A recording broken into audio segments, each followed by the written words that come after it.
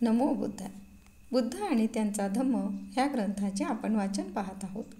आज आपण पाहणार आहोत उपविभाग 5 धम्मावरील प्रवचने. 1. सम्यक दृष्टीला प्रथम स्थान का? अष्टांग मार्गापैकी सम्यक दृष्टी हे एक थोर तत्व आहे.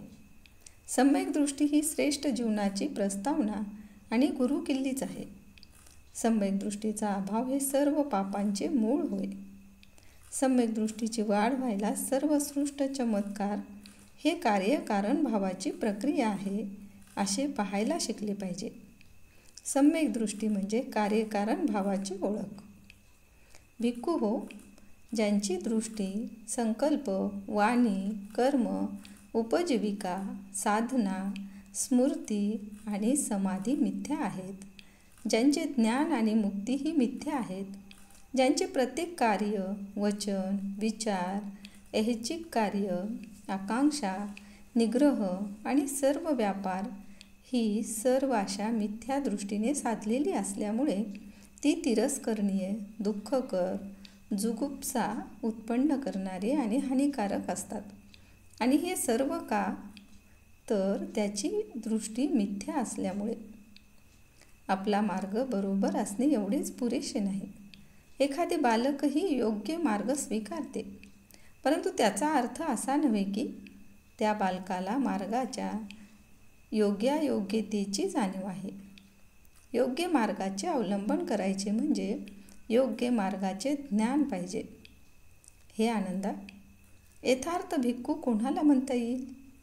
बुद्धिपूर्वक कोणते शक्य आहे, कोणते अशक्य आहे ह्या ज्ञानावर ज्याने प्रभुत्व मिळविले आहे त्यालाच यथार्थ भिक्खू म्हणता येईल. 2. मृत्यूत्तर जीवनाची चिंता कशाला करा? एके समयी स्थवीर महाकश्यप आणि स्थवीर सारीपुत्र हे बनारस जवळच्या इसिपतनमधील मृगदयामध्ये राहत होते.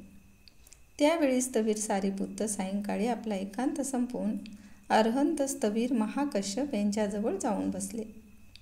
अशा रीतीने बसल्यावर स्थवीर सारीपुत्राने महाकश्यपला प्रश्न केला, मित्रा कश्यपा, मृत्यूत्तर तथागतांना अस्तित्व असते काय?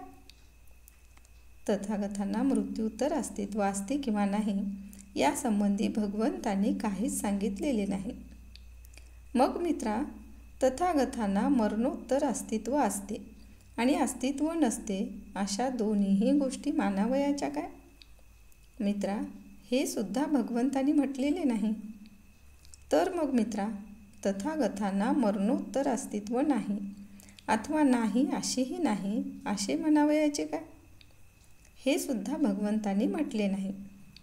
मित्रा, हे भगवंतांनी का म्हटलेले नाही? कारण हा प्रश्न मानवतेच्या हिताशी किंवा श्रेष्ठ जीवनाच्या तत्वाशी संलग्न नाही. तो प्रश्न आपणाला प्रज्ञा किंवा निब्बाण ह्यापैकी काहीच साधू देत नाही आणि म्हणूनच भगवंतांनी या प्रश्नाचे उत्तर दिलेले नाही. 3.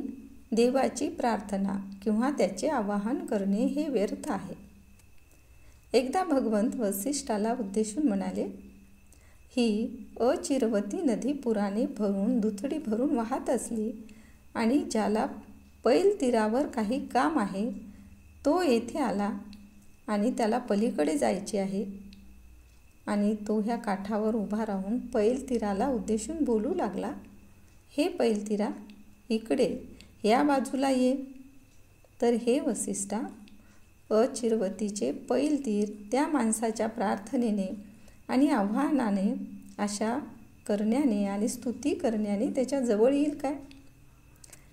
त्याचप्रमाणे हे वसिष्ठा, 3 वेदात पारंगत असलेले ब्राह्मण ज्या गुणाच्या आचरणाने मनुष्य ब्राह्मणत्वाला पावतो त्या गुणांचे परिपालन करणे सोडून उलट ज्याच्या योगाने मनुष्य अब्राह्मण बनतो असले आचार करीत म्हणत राहिले की, इंद्रा, तुला आम्ही आव्हान करीत आहोत.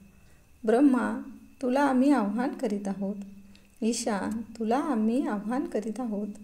प्रजापती, तुला आम्ही आव्हान करीत आहोत. तर वसिष्ठा, हे ब्राह्मण आपल्या आव्हानाने, प्रार्थनेने आशा करण्याने आणि स्तुती करण्याने आपल्या मृत्यूतर ब्रह्माबरोबर एकरूप होतील काय? खरोखर असे कधीच होणार नाही. यापुढे आपण पाहणार आहोत 4 विशिष्ट अन्नसेवनाने मनुष्य पवित्र होत नाही. तेव्हा आमच्या चॅनलला लाईक, शेअर व सबस्क्राईब करायला विसरू नका. धन्यवाद.